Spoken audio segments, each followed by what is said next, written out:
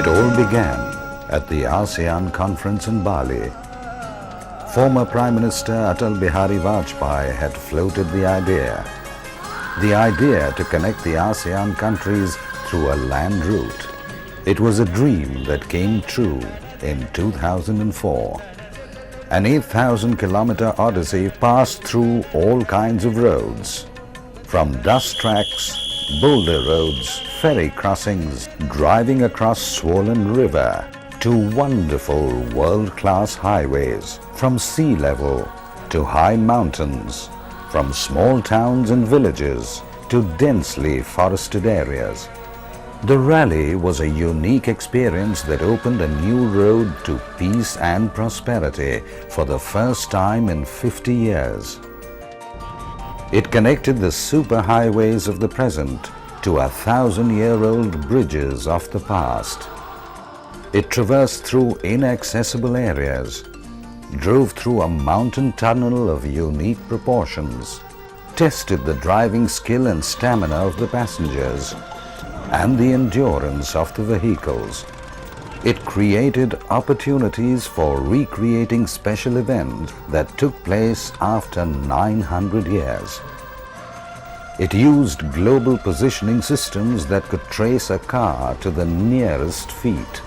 It had all the ingredients of an expedition, right from recovery vehicles to digital satellite news-gathering trucks and state-of-the-art hospitals on wheels. But besides everything, it was a rally to promote friendship, cooperation and understanding, and to usher in healthy business and commerce between all the ASEAN countries.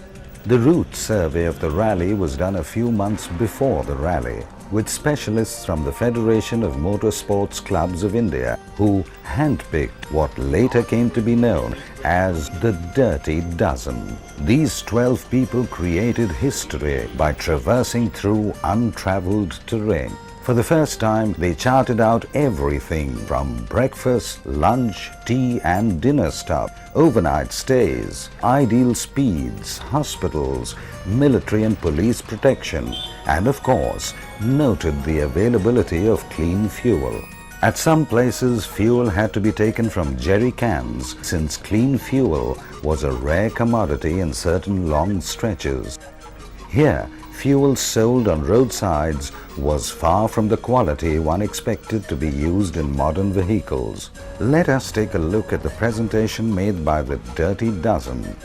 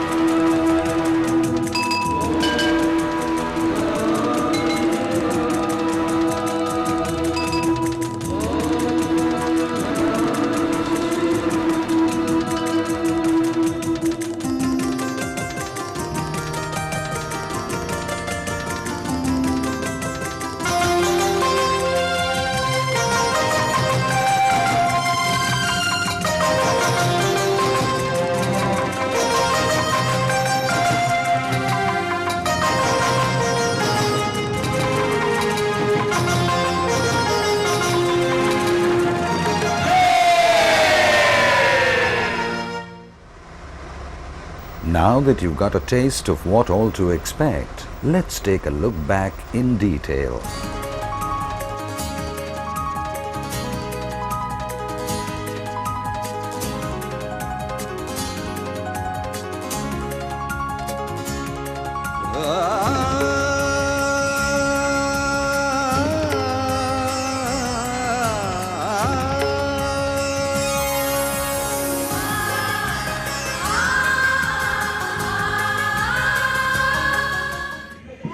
The ceremonies of the ASEAN rally began on the afternoon of the 22nd of November 2004 in the presence of the Chief Minister of Assam and the Minister for External Affairs and the Chief Ministers of the northeastern states. The function included skydiving, a rare spectacle for the locals.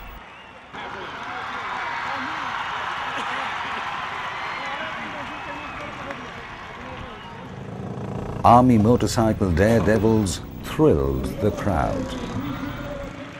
A pre-selected 11 lead cars representing the different countries were flagged off by the Indian Prime Minister Shri Manmohan Singh at 4 p.m. in the presence of External Affairs Minister Mr. Natwar Singh and Secretary General of ASEAN Mr. Ong Keng Yang. It obviously had diplomats and ministers and all the top-notch celebrities from the motoring industry.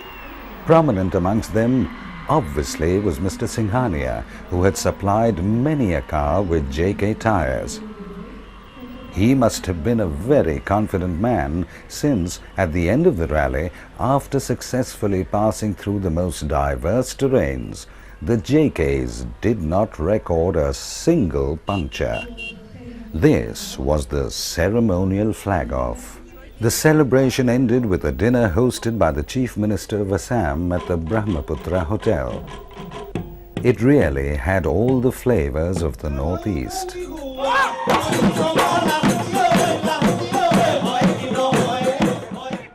Early next morning, the 23rd of November, all the drivers and participants gathered at the starting venue well ahead of the flag-off. They were, after all, undertaking one of the longest rallies the world had ever seen, writing history on the move, not just in the book of records, but etched on the minds of people of all the ASEAN nations. The rally moved in two convoys led by the radio call sign Charlie 1 and Charlie 2. The chairman of the rally, Rajat Mojumdar, Charlie 1, was the first to be flagged off by the Chief Minister of Assam.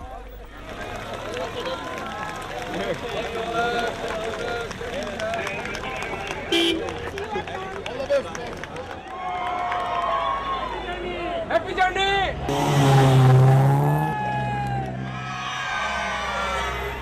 Even in this foggy and cold morning, an unprecedented crowd swelled and converged on the roads.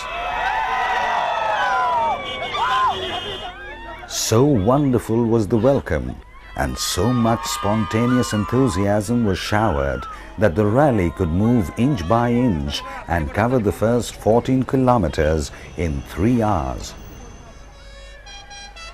Welcome arches and banners bedecked the routes. Flowers and food were thrown into the cars. Some rally participants complained of having blisters from just shaking hands with thousands.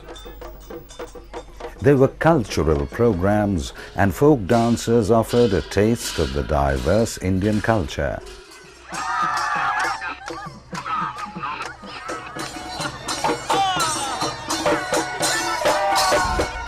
To add to the glamour, well-decorated elephants saluted as the rally passed by. Perhaps the Northeast had never seen such a spontaneous unity and overflow of joy. The rally, sponsored by the Ministry of External Affairs, the CII, Tata Motors, Mahindras, JK Tyres, Indian Oil, Indian Brand Equity Foundation, Indian Airlines, and many others, received overwhelming response, and the variety of vehicles added much color to the local environment. It virtually became a holiday in the Northeast. Lunch was at the Nimalgarh refinery. Here too, there was not only a wide spread of food, but also garlands galore. Security was high, and no one took chances. 2 helicopters hovered above, making sure that the journey was safe for the participants from all the countries. From Assam, the rally crossed over to Nagaland.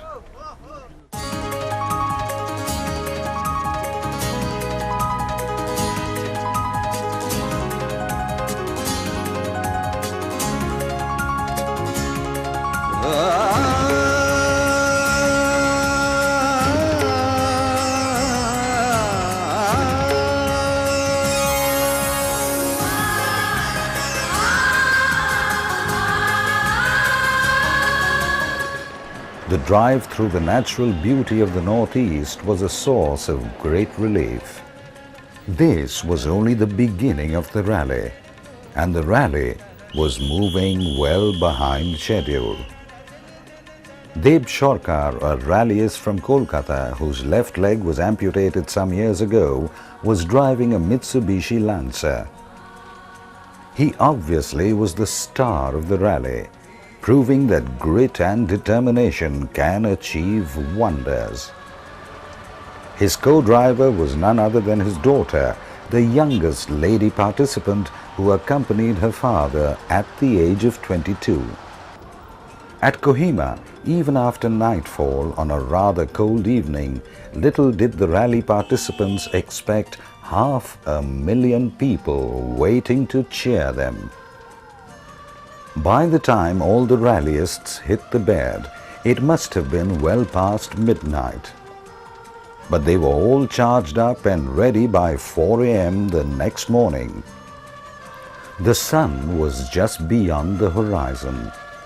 Packed breakfast had to be quickly collected and be flagged off by the Nagaland Chief Minister Neiphiu Rio. The rally moved on towards its next destination, Manipur. This area had seen some trouble before and safety precautions were at the highest. At Karon, the convoys stopped for tea, and again local dancers converged to show their artistic skills.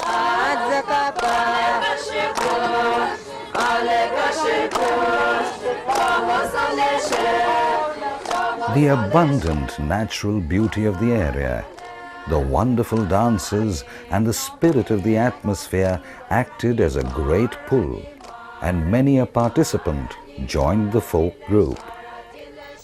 A man who prominently watched the fun and frolic was the oldest gentleman of the rally, Mr. Ramchandran from Bangalore. I don't feel 75. You're young at heart. Of course, that's way of life. He had not lost the vigor of his younger days. The next midday stop was crucial, since a lot of paperwork had to be completed before the rally could move on to Myanmar.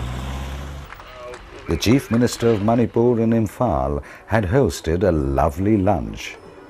And Manipur did not lag behind the other states in showing its traditional dance forms.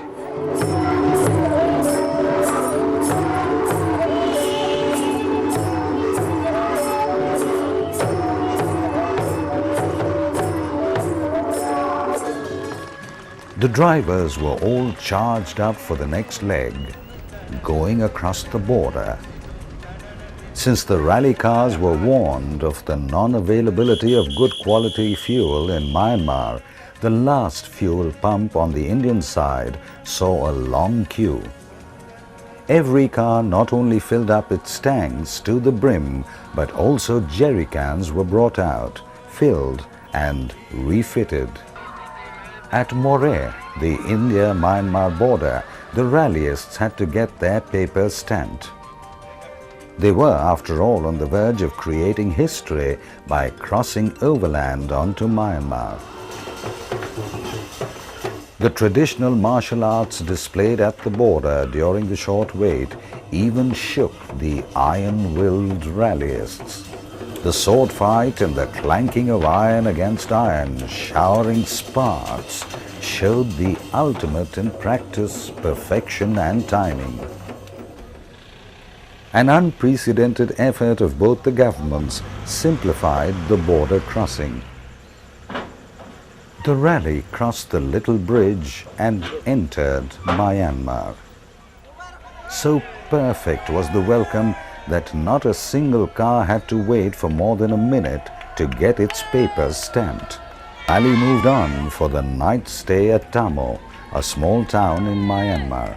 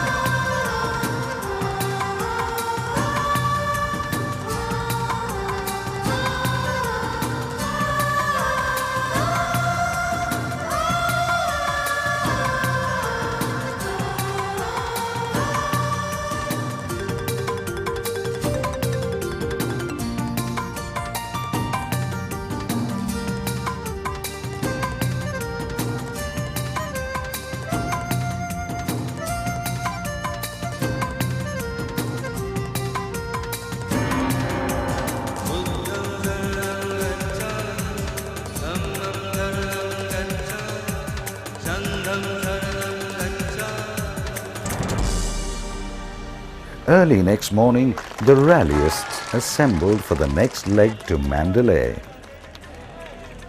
It began very well on a lovely road for about 150 kilometers.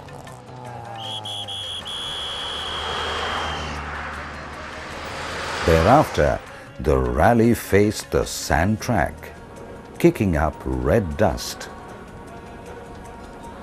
Driving became a little tiring since negotiating the dust proved a strain to the eyes. At places, visibility virtually became zero as the dust kicked up by the car ahead almost brought the car behind to a crawl. The tires were put to test as the surface traction became less, and the red sand was often as fine as talcum powder. The road passed through uninhabited areas. There were hardly any vehicles from the opposite side. It crossed two mountain ranges devoid of trees. Security was very high all along the route. There were flags on both sides planted by an advanced security team.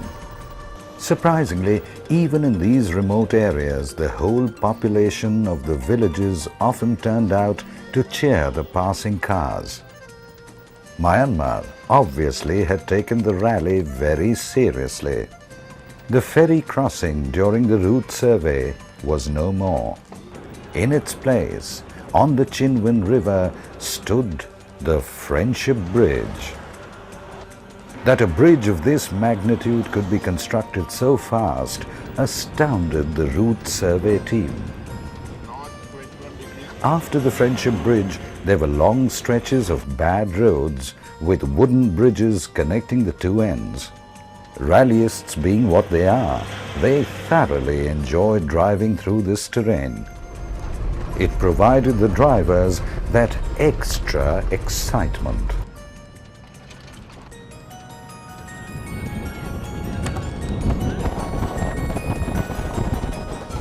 The crowds lining the roads were extremely disciplined and all waved flags.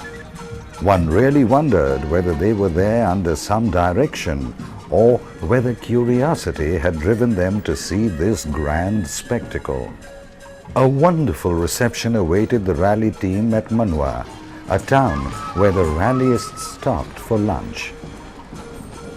Almost the whole town had turned up, waving and cheering, and the cultural extravaganza was gorgeous.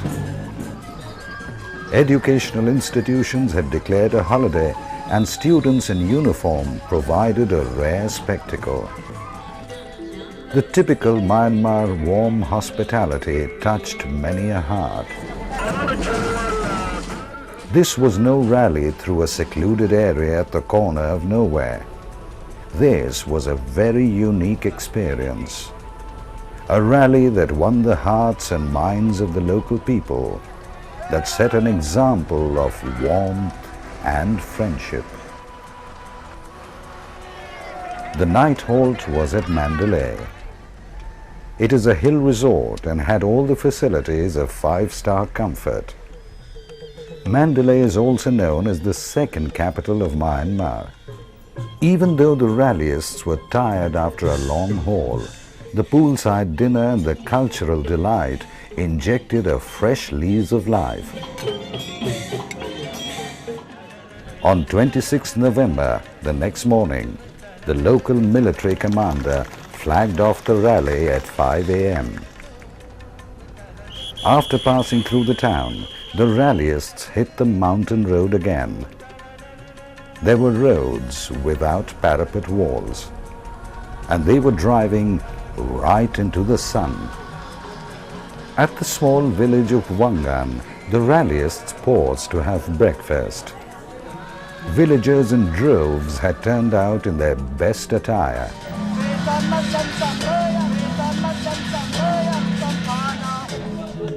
Folk dance and music reverberated in the air, and the rallyists thoroughly enjoyed every minute of their halt. The pull was so great that many tested their dance skills in learning a trick or two. Through roads winding to the hilly tracks, the rallyists got a glimpse of the visual delight that nature has given in abundance. The rallyists reached the small town of Kalwa. This little hill town was quite popular with the British. It still boasts of a number of Indians, particularly from Bihar and Uttar Pradesh, who had stayed back. The cars had come a long way and needed refueling. So did its crew. The Diaithai Tharyar Golf Resort suddenly offered 5-star facility out of nowhere. At the base of the Shan Hills, amidst the Golden Triangle, famous for drugs and illegal smuggling of gems and stones, this golf resort is almost a gift from God. Since clean fuel was not available en route, arrangements had been made at the golf resort for the refueling of the cars. Pumps, virtually mounted on top of Chinese trucks, showed how indigenously and efficiently things were being handled for the rally. This golf resort offered unique log huts with 5-star facilities inside. It was to be a long day, since the night halt was at Loy Lem, out in the midst of nowhere. The organizers had warned the participants, and everyone was well prepared to log it out in sleeping bags under a tin roof somewhere. It soon proved to be a surprise. The Government Technical School, a huge building, had been converted overnight, and the Army had done a brilliant job of not only providing a cot for every participant, but it had blankets, hot tea and snacks in the dormitories. As usual, the convoy moved out the next early morning to encounter the dirt tracks of the Shan Hills. At this height, it offered exceptional scenic beauty and a lot of adventure.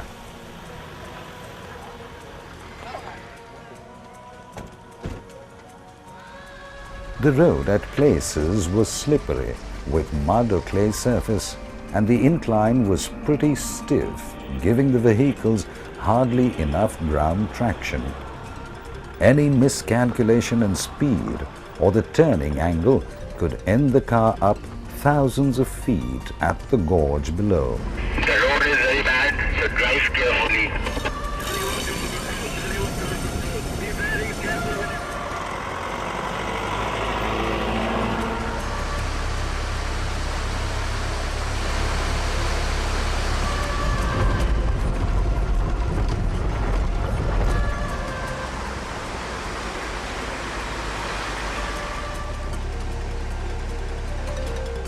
Driving on this treacherous stretch at an average speed of 20 kilometers per hour took over 20 hours. The next stop was at an average height of 5,000 feet. Kunming surprised the rallyists, with Indian families hovering around the cars. There were nearly 200 families of the third generation. Most were traders and could speak in broken Hindi.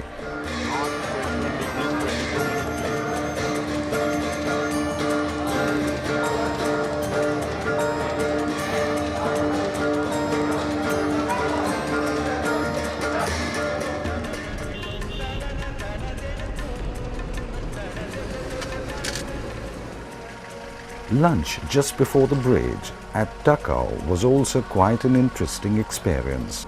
Temporary tables and chairs were laid out, and even in this remote area, mineral water and flask full of tea were made available. Here too, people had waited for hours to get a glimpse of the passing convoy. Driving skills were put to test when it had to cross a swollen river. For the first cars to cross, it was quite a nightmare, since no one knew what lay under the surface.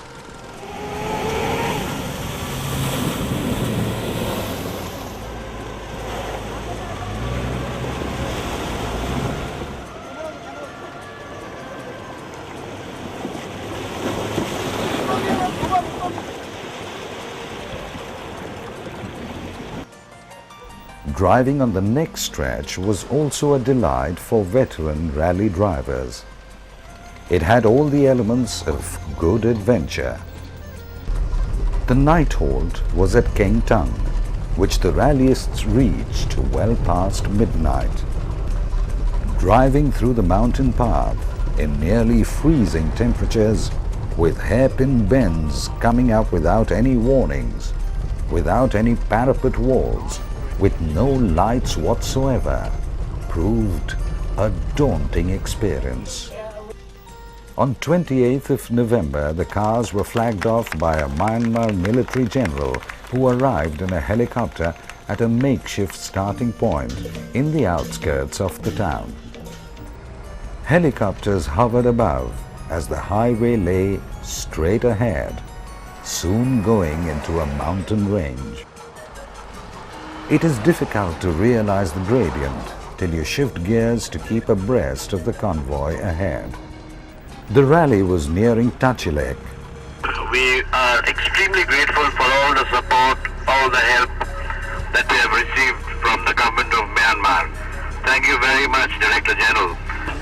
I'd like to express my gratitude to you and your colleagues, the officials and participants of rally. Good luck and safe journey to your home. Thank you. The border town in Myanmar that crossed over to Mesai in another country, Thailand.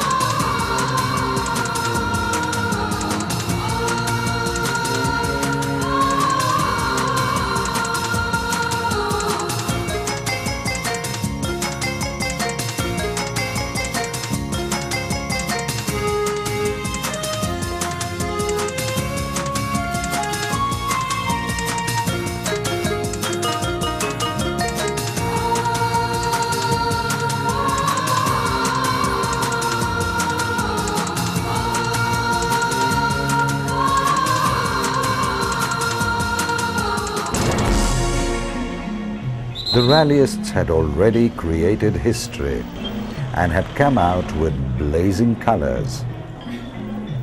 As they crossed over to Thailand, they were welcomed to a wonderful country with a hot lunch. Thailand also had to offer its share of cultural delights.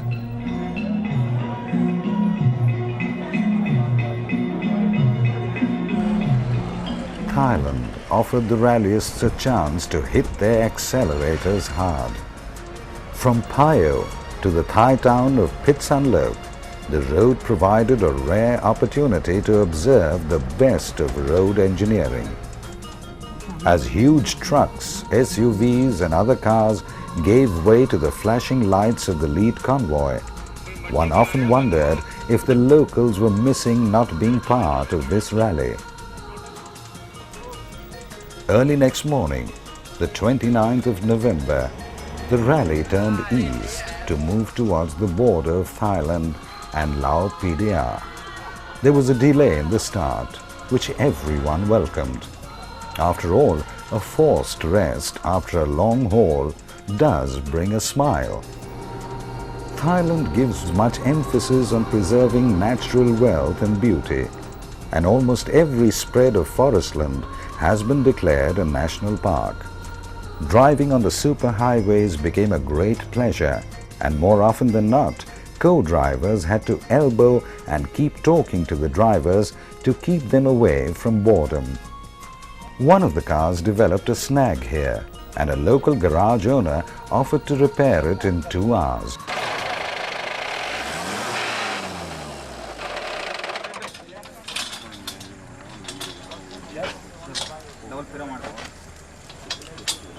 The rally chairman decided not to leave the car behind, but to delay the whole convoy by 2 hours. Not a single competitor grumbled. Such was the spirit. Tutu Dhawan, the rally car doctor, proved that he was more than just an automobile engineer. During the whole rally, his small team consisting his daughter and some skilled mechanics indeed contributed considerably. It was after 10 p.m. that the rally arrived for its night stop at Nong Khai, a border town besides the Mekong River. As had become the tradition, the reception committee had waited for the rally.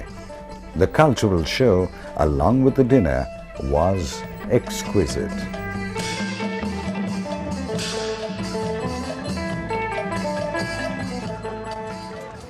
The flag-off the next morning was at 10 a.m. The rallyists could sleep till a decent time. It was to be the shortest leg of the whole route, just about 90 kilometers. The rally was to cross to Lao PDR.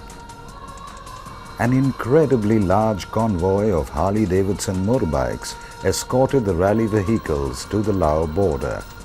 The Harley-Davidson motorbike group was no different from those in the USA, only they were extremely disciplined and very courteous. A very wide Mekong River separates Thailand and Lao PDR. The rally crossed the famous Friendship Bridge. A very warm and colorful reception awaited the rallyists. Not only was the Indian ambassador present in person, but also a huge contingent of the Lao PDR government officials had come to receive the rally. Dressed in their traditional costumes, gorgeous silks of various shades and hues, ladies stood along the route and gave the rallyists wonderful photo opportunities.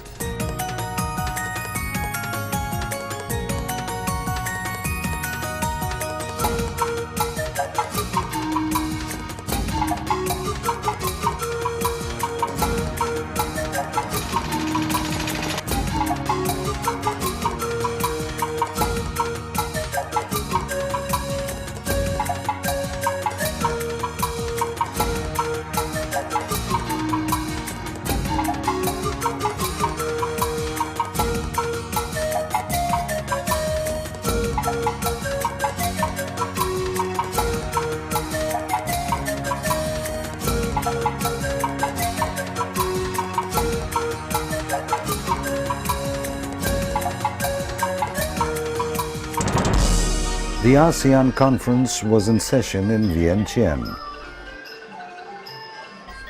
The Indian Prime Minister, along with the External Affairs Minister and the Prime Ministers of 9 other countries, were to ceremonially flag off the cars for the second phase of the rally. In his address, Dr. Manmohan Singh said,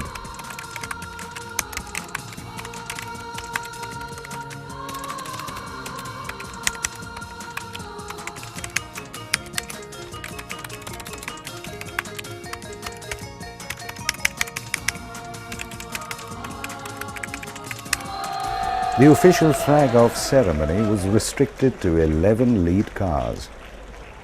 The Indian Prime Minister was there, and with him were also the Indian entourage.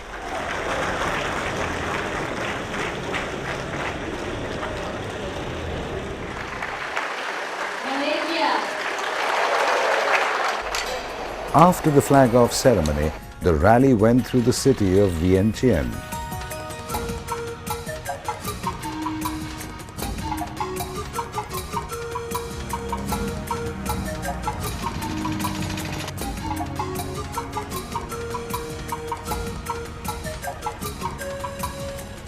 The rally then moved on to the hotel for the night halt and the usual extravaganza.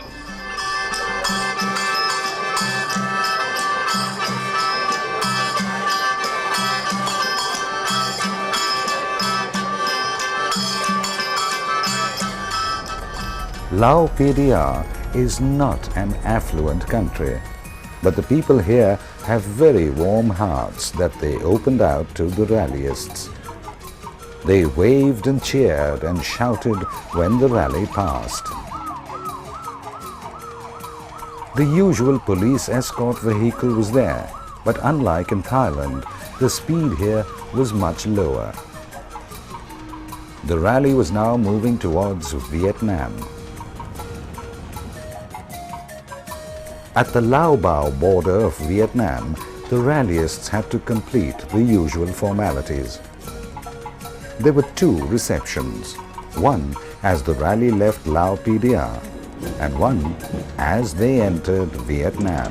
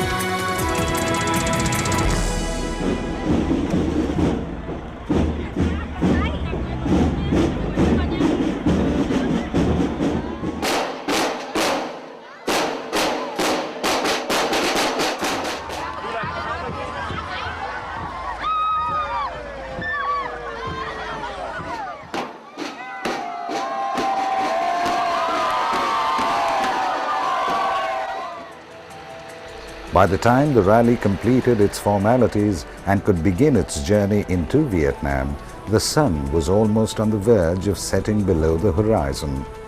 In Vietnam, right-hand drive vehicles are prohibited. It took special efforts and special sanction from their parliament to allow right-hand drive vehicles to be driven across Vietnam. The traffic had increased by the time the rallyists reached Hue, the former capital of Vietnam. It was nearly 11 p.m. This old town with fortified walls reminiscent of the old time and the wonderful hospitality extended at the hotel gave the rallyists a gala time.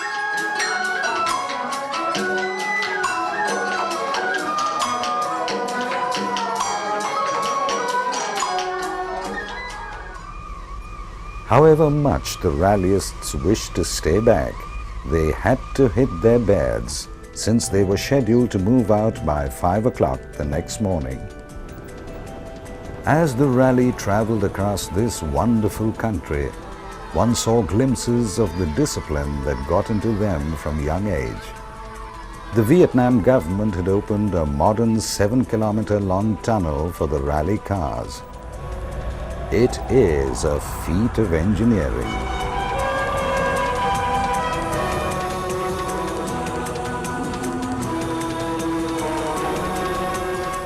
The tunnel was yet to be formally opened.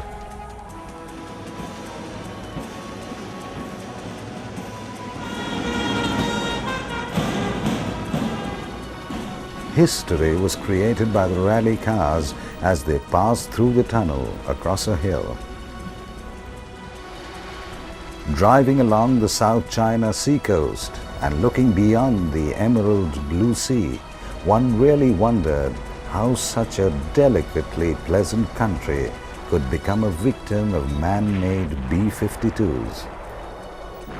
In places, one could still glimpse some of the old war machines.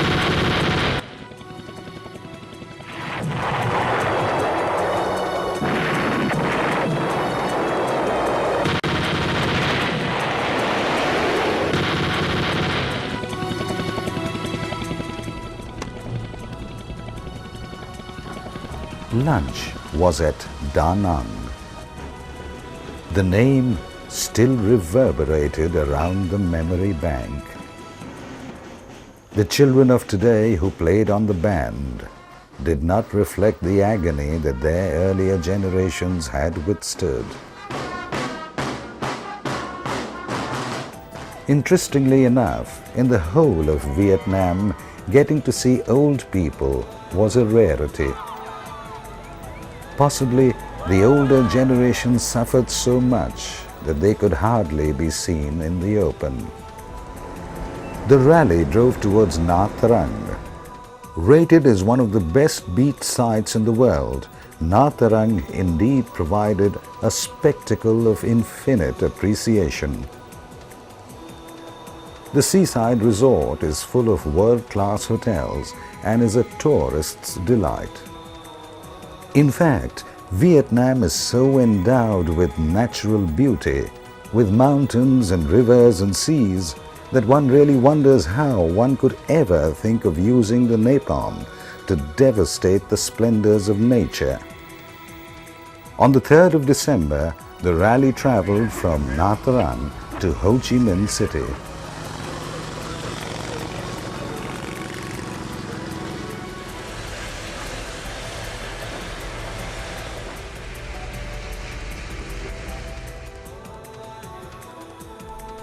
Young school-going boys and girls in their immaculate white dresses cycled to school and back, and they had the right of way.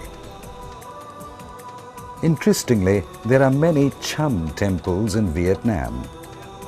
Chams are people who supposedly migrated from India around the 2nd century. They were Hindus and used Sanskrit as their language. A typical Cham dress is reminiscent of the Indian dhoti, and they still wear a ceremonial headgear. The Cham temples also reflect Hindu influence. The architecture, the sculpture, the arts on the walls, and even the deity inside resembles our Durga. And there is the obvious Shiv Ling. Interestingly, there are so many Cham temples in Vietnam that one really wonders how these people migrated across the mountains and the seas and built so many temples around. The Chams apparently ruled till the 17th century. Thereafter, war made them a minority. Incense sticks still burn in these temples, and Cham priests still worship at these temples. As the rally neared Ho Chi Minh City, the traffic became thicker. Police escorts helped the rally move forward. So dense is the traffic that parking a car becomes a show of driving skill. At Ho Chi Minh City, one saw some rather interesting wine bottles displayed prominently with snakes inside. We were told drinking that is not just to kill pain, but also to enjoy very high spirits. Sitting on the footpaths, a lot of families enjoyed their supper. Vietnam is a country where two-wheelers are aplenty, and that really is an understatement.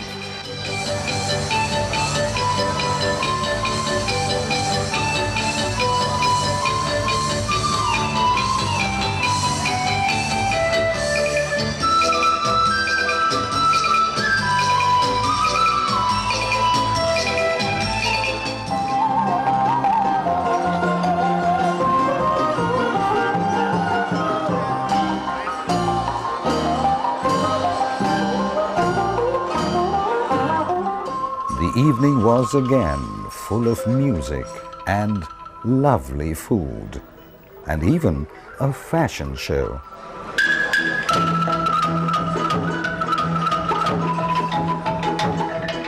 Dignitaries and ministers attended the dinner. The rallyists enjoyed the traditional Vietnamese music and could get to see some of the most interesting indigenous instruments.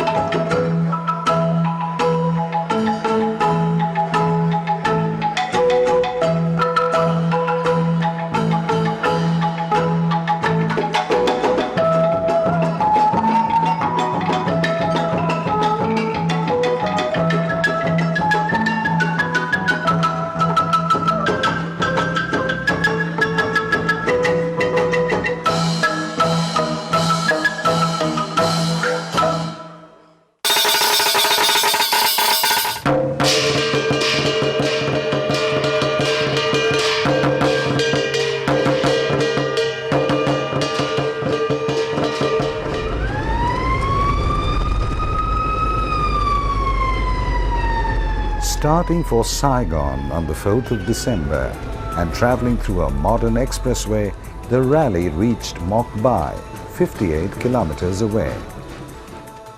This was the border town of Vietnam that connected to Ba Wat on the Cambodian side. The rally had almost crossed the whole of Vietnam and was on the verge of going into yet another country.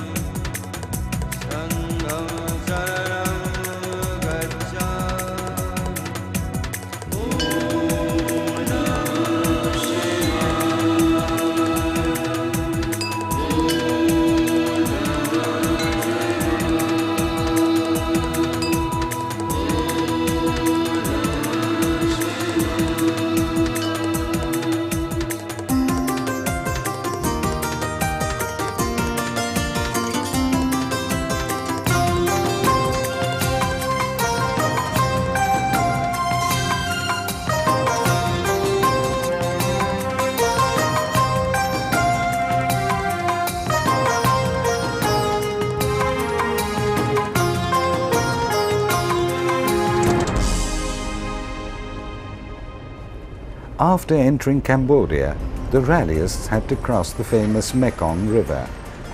The government of Cambodia had arranged for special ferries, and it indeed was a delight crossing the great river.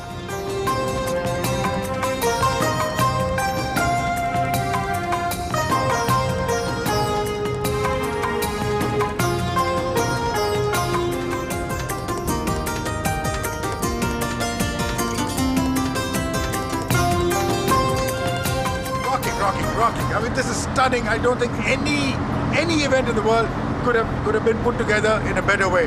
The first India ASEAN Rally 2004, the most incredible of experiences in anybody's lifetime.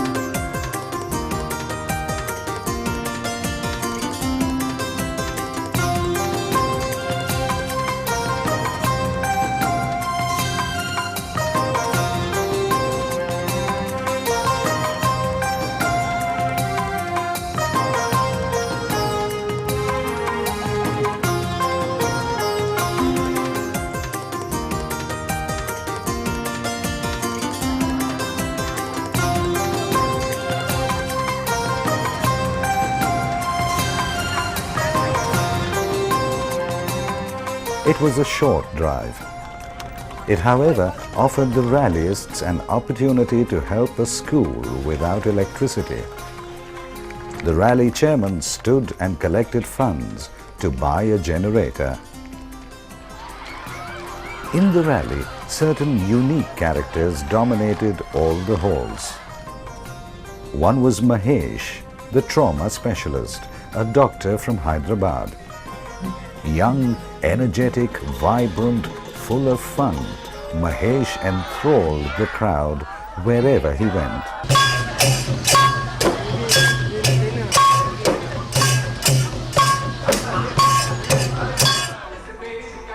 He proved himself to be a natural everywhere. Mahesh had also composed a song on the rally. Many a rallyist joined him in a chorus. ASEAN, Convoy 1 and Convoy 2, we make a total of 62. As the rallyists reached Phnom Penh, the capital of Cambodia, a fabulous welcome awaited them. Flower bouquets were presented.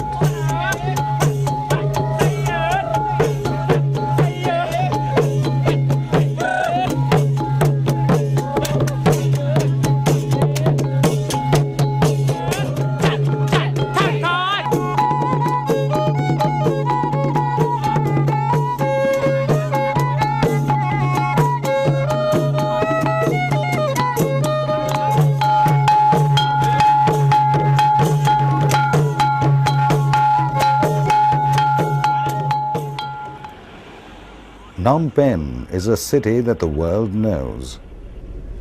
beautiful landscape and lovely people that suffered the horrors and traumas of the Pol Pot.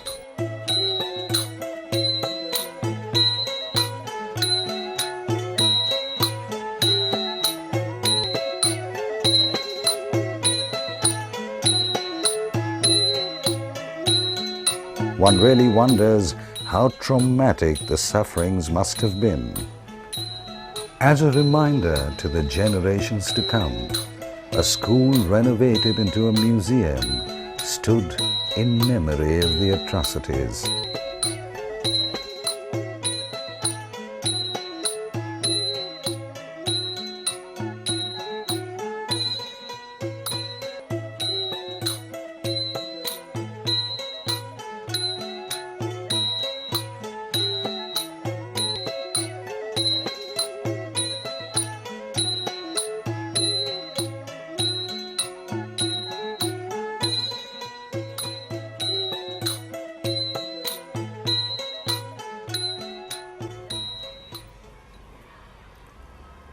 On the 5th of December, the rally moved on to Siem Reap. Charlie 1 to India team. Charlie 1 to India team, car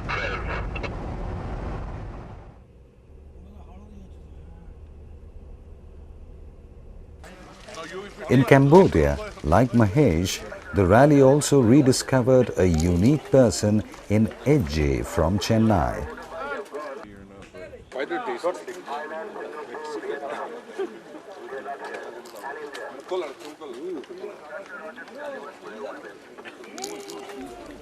Edgy and one of our cameramen not only relished each of the items but also described their taste.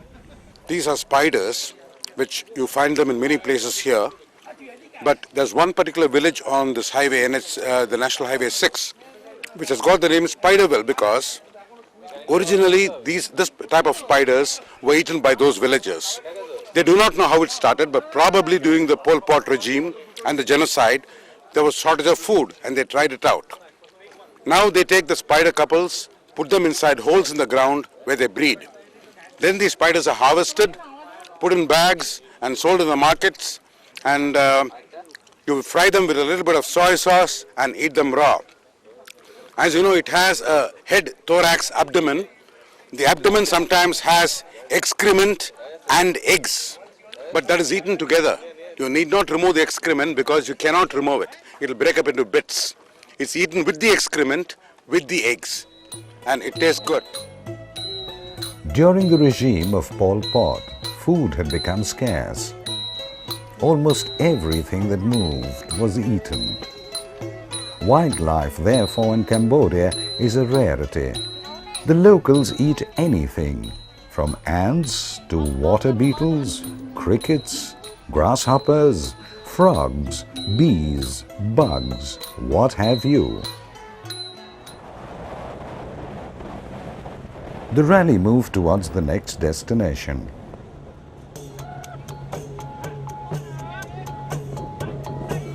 En route, it crossed a 1,000-year-old bridge.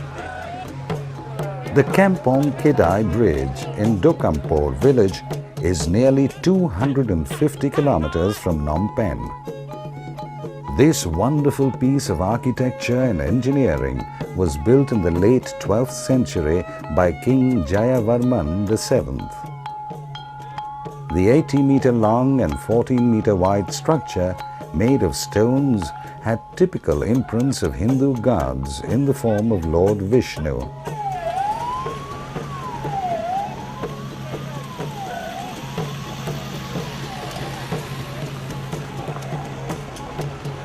Village children carrying the ASEAN flag waved the rally ahead.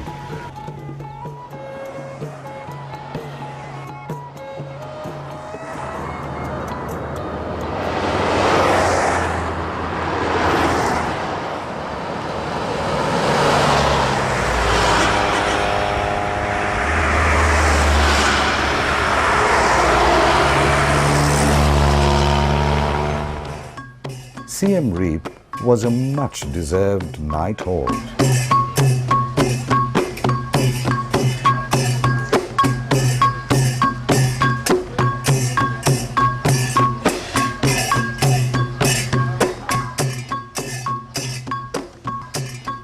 The 6th of December morning saw some of the rallyists rushing off to see the Angkor Wat Temple. The hosts had arranged for a bus ride to the temple for all the rally participants. It definitely was worth the day.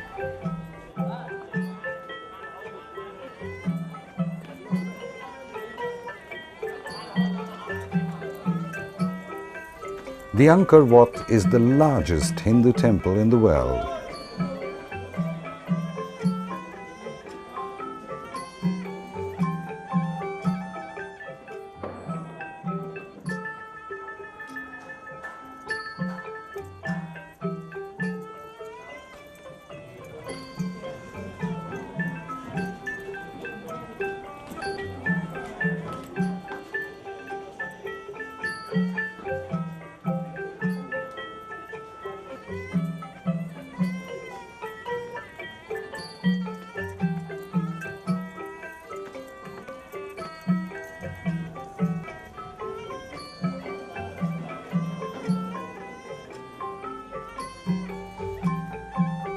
Built around the 9th century by King Jayavarman II, it reached its glory and pinnacle around the 12th century under Suryavarman II and Jayavarman VII. It took more than 30 years to build the temple, and time had engulfed it. Till in 1860, this lost wonder was unearthed.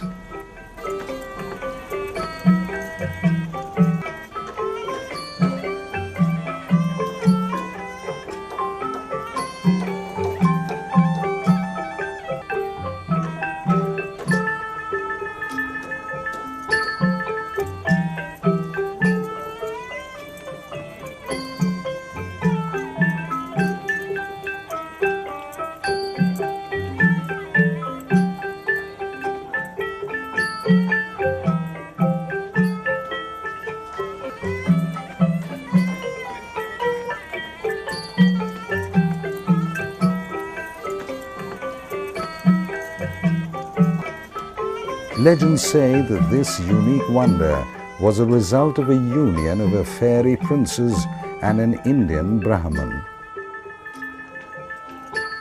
Khmer architecture was influenced by Indian architecture and resulted in the structure that has astounded the world.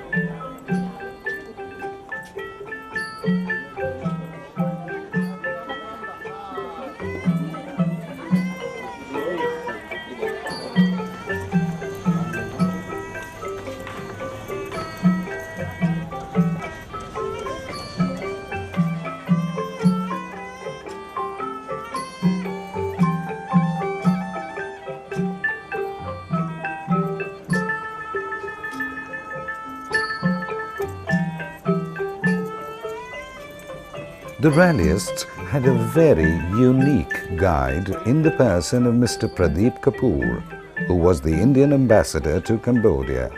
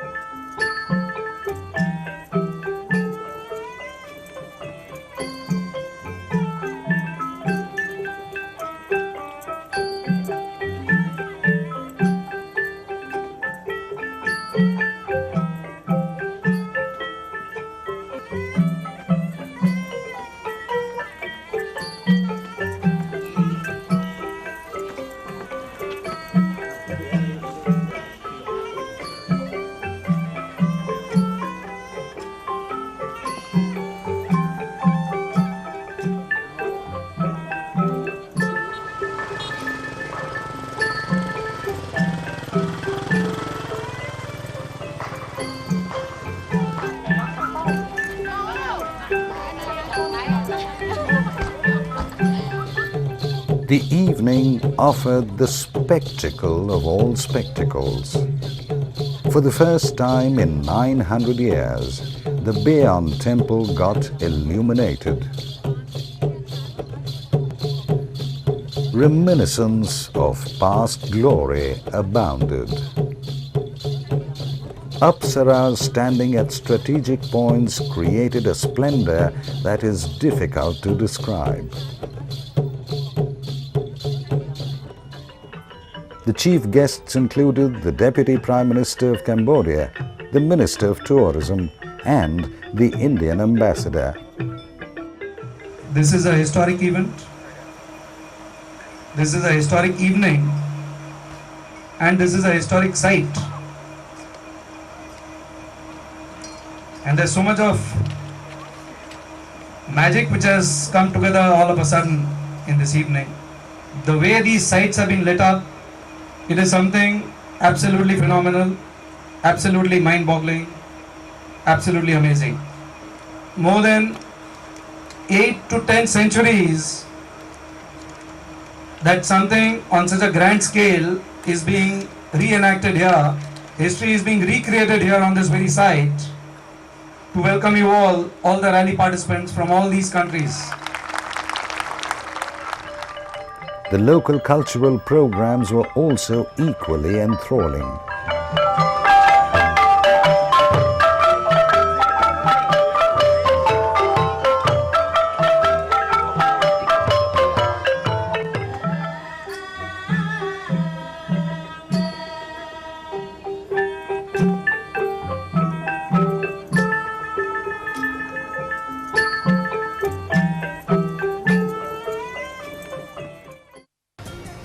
On the 7th of December, after a well-deserved rest, the participants were flagged off from the Angkor complex for the next stop, Phuket, the border town of Cambodia.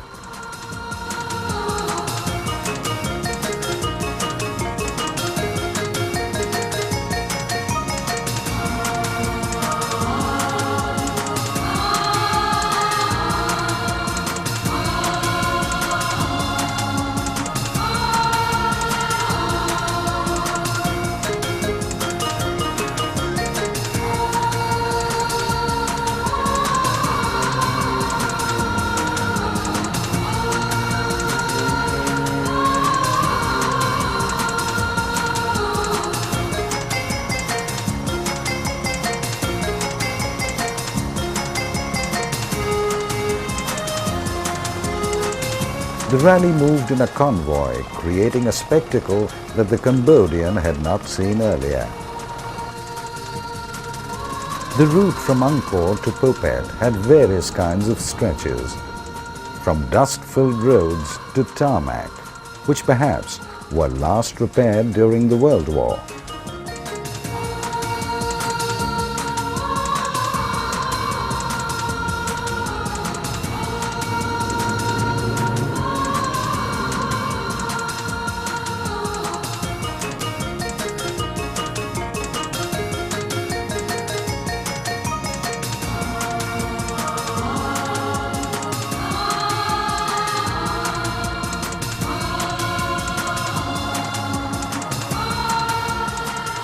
The rally was to go over to Thailand now for the second time.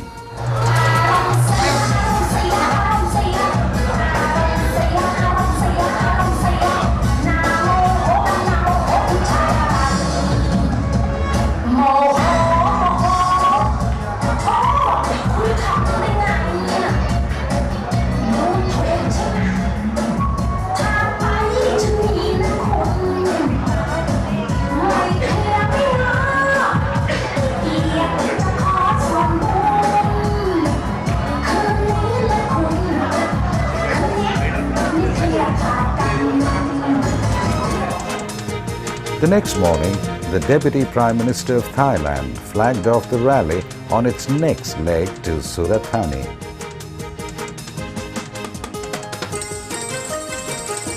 Driving through Thailand was a pleasure, but did not provide the thrills that a rally driver is accustomed to.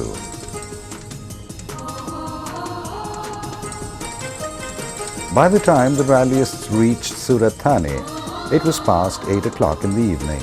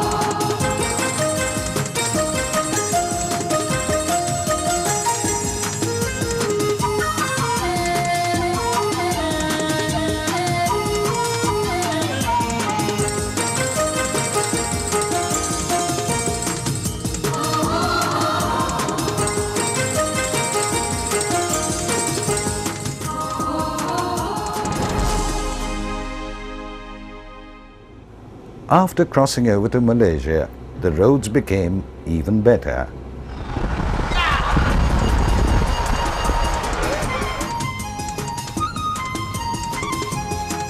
At this stage, the ambulance had possibly done its duty well enough, and it was time for a rest.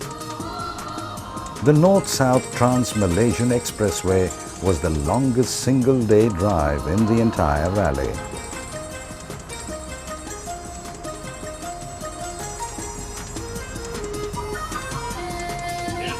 The rally covered 890 kilometers non-stop. Many a motoring enthusiast escorted the rally and cheered it up to Putrajaya. The marshals in huge Honda, Suzuki, Yamaha and BMW motorbikes zoomed ahead, ran parallel and fell back, creating an aura of VIPs being escorted all along. Rains and the rally speed in excess of 120 kilometers per hour added some amount of thrill even into such wonderful roads. No wonder that the organizers had insisted on all rally cars keeping the hazard lights on. It was here that the eldest competitor of the rally, driving a Toyota Qualis, met with an accident. Even though his car retired, he did not. On the 10th of December, the Deputy Prime Minister of Malaysia flagged off the rally from the Putrajaya Square. A dream city, it offered a marvel of modern construction and architecture. Islamic traditional domes dotted the horizon. The rallyists had already covered the special thrill sectors and were now traveling through wonderful terrains. The Putrajaya to Singapore run was just about 360 kilometers.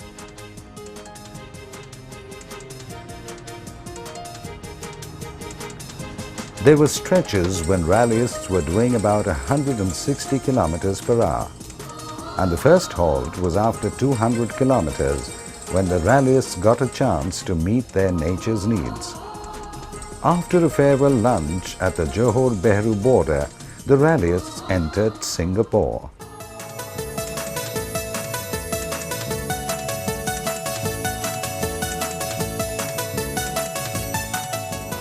A civic reception awaited them. The rally was virtually completed in Singapore.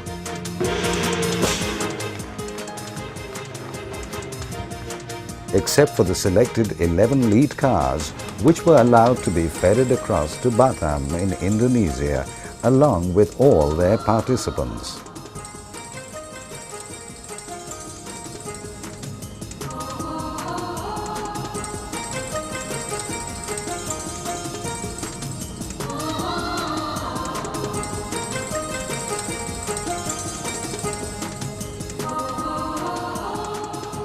The formal finishing point awaited the rallyists at Batam.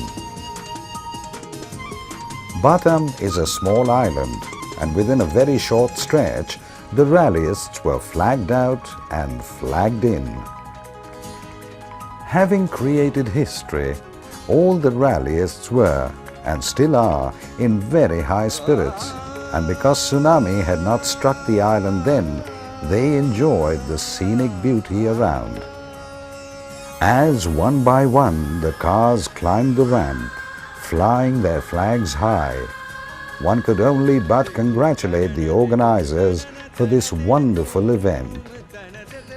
Everyone had fared well. All the cars performed well. All the drivers drove well. Except for tire punctures, the rally was almost uneventful. The rally had also created some kind of a tire history. Cars on JK tires not only had no punctures whatsoever, but after the grueling tests were as fresh as ever. We were always very, very confident of our tires, and this grueling journey, this really arduous journey, has further, completely reinforced our faith in what we are doing. And I can assure you that any future journeys that you are going to undertake, JK Tires will solidly stand behind you. One only hopes that such tests of physical and mental strain, such immaculate planning and such record-breaking runs do not end up in the piles of files. They must be recognized. The opening of a land route and successfully implementing the dream of our Prime Minister should not go unannounced. It should not just get a mention in motoring history, but also in books that the future generations would read and learn from.